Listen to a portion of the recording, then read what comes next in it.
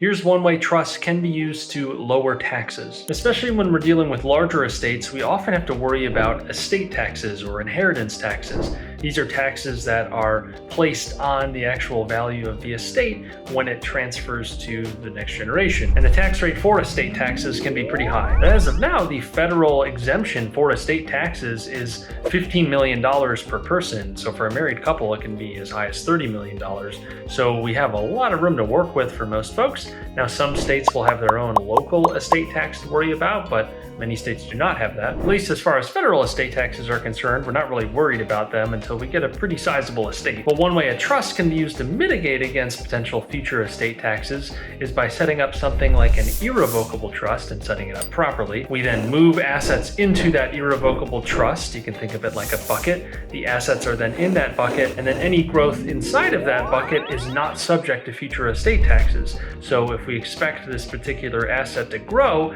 we're not having to worry about the growth on that value being taxed, at least for estate taxes. Now, it still might be subject to other taxes like capital gains or even income taxes, but we're not having to worry about estate taxes at the time that you pass, at least if it's done properly. And because of how high estate tax rates can be for a larger estate, this can really lead to some major tax savings. One of the common drawbacks for this kind of strategy is you're often giving up a lot of control over the assets while you're alive in exchange for basically not having to worry about estate taxes because they're not really part of your estate anymore. They're part of this irrevocable trust. At least that's the big idea. There's no one size fits all for estate planning. At the end of the day, make sure that your estate plan actually can achieve your goals. And follow for more estate planning content.